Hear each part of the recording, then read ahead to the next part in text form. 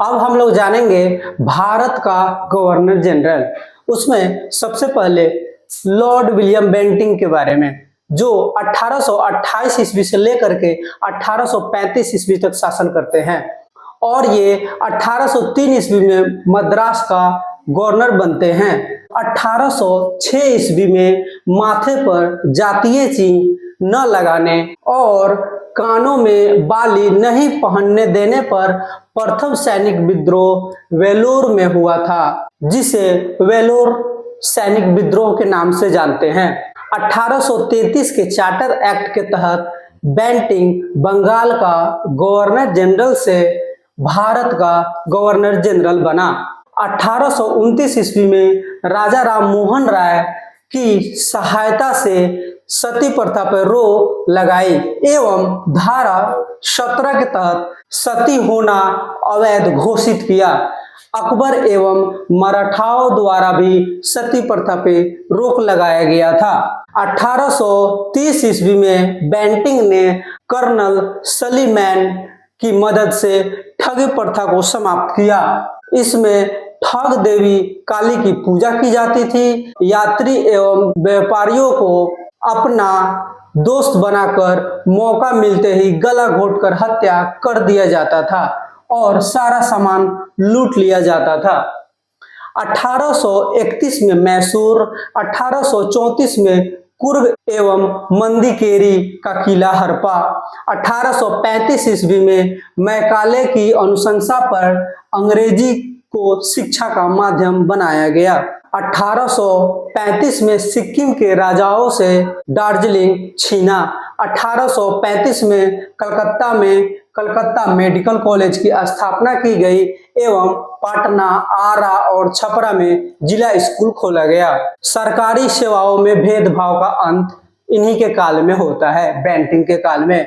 इनका शासनकाल काफी ही अच्छा रहा था। चार्ल्स मेटकॉफ, जो 1835 ईस्वी से लेकर के 1836 ईस्वी तक रहते हैं, जिनके टाइम में भारतीय प्रेस का मुक्तिदाता इन्हें कहा जाता है। 21 मार्च 1836 ईस्वी को भारत में राष्ट्रीय पुस्तकालय की स्थापना हुई, जिसे पब्लिक लाइब्रेरी भी कहा जाता है।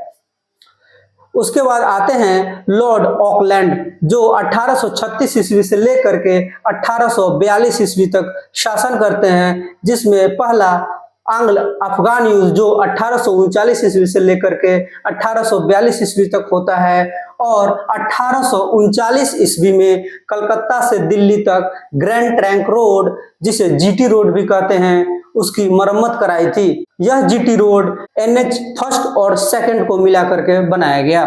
ऑकलैंड के समय ही ब्रिटिश संसद ने भारतीय विद्यार्थियों को डॉक्टरी की शिक्षा के लिए विदेश जाने की अनुमति प्रदान की। लॉर्ड एलनबरो, जो 1842 से 1844 ईस्वी तक रहते हैं, इनके टाइम में प्रथम आंग्ल अफगान युद्ध समाप्त हो जाता है और 1843 ईस्वी में सिंध का विलय होता है।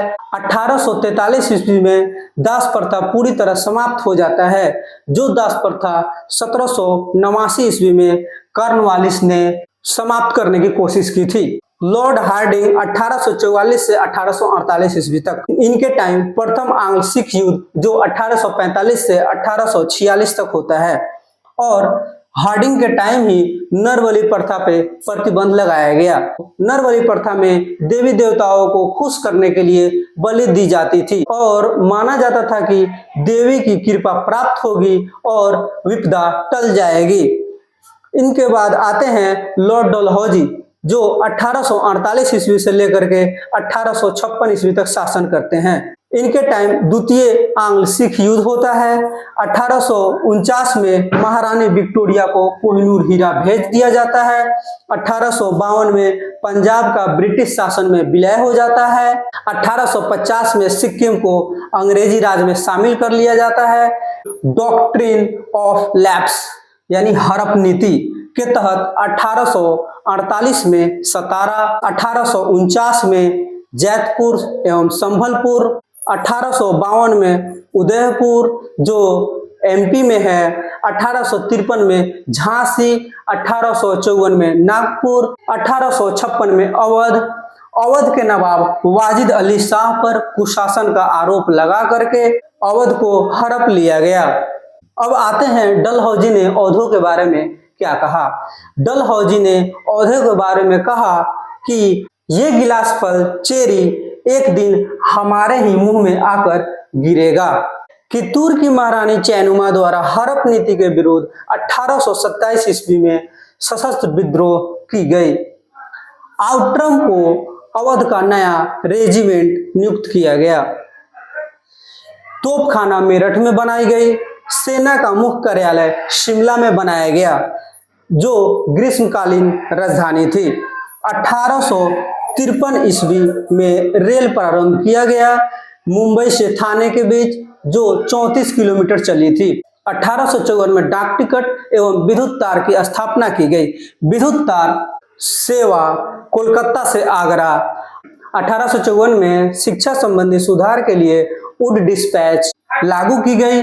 1852 में द्वितीय आंग्ल बर्मा युद्ध हुआ और भारत सरकार के अधिनियम 1935 के द्वारा बर्मा को भारत से अलग कर दिया गया।